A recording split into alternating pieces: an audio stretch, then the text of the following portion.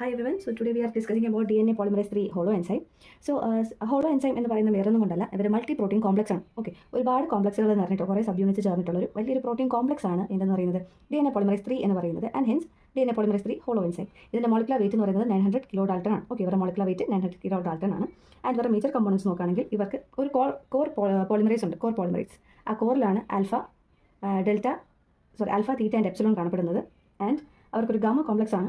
Gamma കോംപ്ലക്സിൽ വരുന്ന components ആണ് ഗാമ, ഡെൽറ്റ ഡാഷ്, കൈ ആൻഡ് സൈ. ഓക്കെ, ഇത്രയാണ് ഗാമ പ്രോട്ടീൻസിൽ വരുന്നത്. ആൻഡ് ദെൻ അവർക്ക് വരുന്നതാണ് ബീറ്റാ ക്ലാംസ്. അവർക്ക് 2 ബീറ്റാ ക്ലാംസ് ആണ് വരുന്നത്. ഓക്കെ, സോ ഇതുപോലെ ഒരു ചേർന്നിട്ടുള്ള ഒരു കോംപ്ലക്സ് ആയിട്ടുള്ള സ്ട്രക്ചറാണ് DNA പോളിമറേസിന് കാണാൻ പറ്റുക.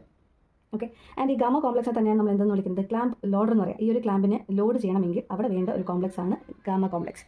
ഓക്കെ, ഈ ക്ലാമ്പ് വേറെ ഒന്നുമില്ല, നമ്മൾ സിപ്പ് ലൈനൊക്കെ കണ്ടിട്ടില്ലേ? സിപ്പ് ലൈനിൽ എന്താ ചെയ്യുക, അവർ കൊളുത്ത് ആ ഒരു കയറിലോട്ട് ഇടുന്നു. ആൻഡ് അതിൽ നിന്ന് അവരെന്ത് ചെയ്യുന്നു, സ്ലൈഡ് ചെയ്ത് പോകുന്നു. സെയിം മാനർ ഇവിടെ ഗാമ കോംപ്ലക്സ് എന്ത് ചെയ്യാൻ വേണ്ടി സഹായിക്കുന്നു, ക്ലാമ്പിന് അവിടെ അറ്റാച്ച് ചെയ്ത് നിർത്താൻ വേണ്ടി സഹായിക്കുന്നു. ആൻഡ് ദെയർ ബൈ അവർക്ക് പ്രോസസിബിലിറ്റി കൂടുതൽ കിട്ടുന്നു. ഹൈ പ്രോസസിബിലിറ്റി ഉണ്ടെന്നുണ്ടെങ്കിൽ മാത്രമേ നമ്മുടെ DNA കറക്റ്റായിട്ട് സിന്തസൈസ് ചെയ്യാനായിട്ട് പറ്റുള്ളൂ. ആ ഒരു സിന്തസിസിനെ ഹെൽപ്പ് ചെയ്യുന്ന തരത്തിലാണ് എന്ത് ചെയ്യുന്നത്, ഈ ഒരു ക്ലാമ്പും ഈ ഒരു ഗാമ കോംപ്ലക്സും ടുഗദർ വർക്ക് ചെയ്യുന്നത്.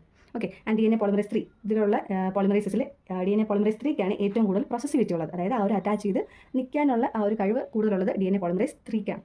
ഓക്കെ, ആൻഡ് മേജർ കമ്പോണൻസ് നോക്കുകയാണെങ്കിൽ ഒരു കോർ എൻസൈം ഉണ്ട്. 2 കോപ്പീസ് ആണുള്ളത്. ഓക്കെ, ഇവർ മെയിൻലി ഈ ഒരു കോംപ്ലക്സ് എന്ന് പറയുന്നത് അസിമെട്രിക്കലാണ്. അതായത് ഈ ഒരു ഭാഗം വരെ അവർ സിമെട്രിക്കലും പിന്നെ ബാക്കി നമ്മുടെ ഗാമ കോംപ്ലക്സ് അസിമെട്രിക്കലായിട്ടാണ് കാണപ്പെടുന്നത്. ഓക്കെ, സോ കോർ കോംപ്ലക്സ് മെയിനായിട്ട് 2 കോപ്പീസാണ് കാണപ്പെടാറ്. അതിൽ തീറ്റ ഉണ്ടായിരിക്കും, അത് ഏറ്റവും മുകളിൽ കാണപ്പെടുന്നത് ഒരു കുഞ്ഞു സബ് യൂണിറ്റാണ് തീറ്റ, ദെൻ എപ്സിലോൺ, പിന്നെ വരുന്നത് ആൽഫ. ഇത്രയും കോംപ്ലക്സുകളാണ് കോർ എൻസൈംസ് ആയിട്ട് അവിടെ ആക്ട് ചെയ്യുന്നത്.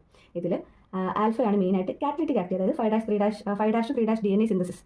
നമ്മുടെ DNA പോളിമറേസ് എന്താ ചെയ്യുന്നത്, റെപ്ലിക്കേഷൻ സഹായിക്കുന്നു. റെപ്ലിക്കേഷൻ എങ്ങനെ സഹായിക്കുന്നു, 5' 3' ഡയറക്ഷനിലോട്ട് അവർ സിന്തസൈസ് ചെയ്ത് സഹായിക്കുകയാണ് ചെയ്യുന്നത്. ഓക്കെ, അതിനുവേണ്ടി സഹായിക്കുന്ന കോംപ്ലക്സ് ആണ് ആൽഫ കോംപ്ലക്സ് എന്ന് പറയുന്നത്. ഓക്കെ, സോ ഫോസ്ഫോഡയസ്റ്റർ ബോണ്ടിൻ്റെ ഫോർമേഷനൊക്കെ കാറ്റലൈസ് ചെയ്യുന്നതാണ് alpha. Then comes epsilon. Epsilon എന്ന് പറയുന്നത് പ്രൂഫ് റീഡിംഗ് എക്സോന്യൂക്ലിയസ് ആക്ടിവിറ്റി കാണിക്കുന്നതാണ്. സോ 5' 3' ഡയറക്ഷനിൽ അവർ എന്ത് ചെയ്യുന്നു, സിന്തസിസ് നടത്തുന്നു. മീൻ ടൈം 3' 5' ഡയറക്ഷനിലോട്ട് അവർക്കൊരു എക്സോന്യൂക്ലിയസ് ആക്ടിവിറ്റി കാണുന്നു. ഓക്കെ, സോ ആ എക്സോന്യൂക്ലിയസ് ആക്ടിവിറ്റി കാണിക്കുന്ന കോംപ്ലക്സ് ആ ഒരു സബ് യൂണിറ്റ് ആണ് epsilon sub unit. Then comes theta. Theta എപ്സിലോണിന് സ്റ്റിമുലേറ്റ് ചെയ്യാൻ വേണ്ടിയിട്ട്, അതിനെ സ്റ്റെബിലൈസ് ചെയ്യുക, പ്രൂഫ് റീഡിങ്ങിനെ സ്റ്റെബിലൈസ് ചെയ്യാൻ വേണ്ടി സഹായിക്കുന്നതാണ് തീറ്റ.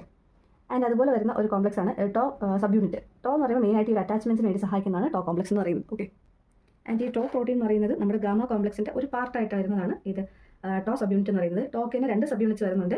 ആൻഡ് അതിൽ ഒരു സബ് യൂണിറ്റിലാണ് ഡെൽറ്റ ഡാഷ് കാണാൻ പറ്റുക, അല്ലെങ്കിൽ ഡെൽറ്റ പ്രൈം കാണാൻ പറ്റുക. ആൻഡ് അതർ സൈഡിലാണ് എന്ത് കാണാൻ പറ്റുക, കൈയും സൈ സബ് യൂണിറ്റ്സിനെ കാണാനായിട്ട് പറ്റുന്നത്. And each having their own functions.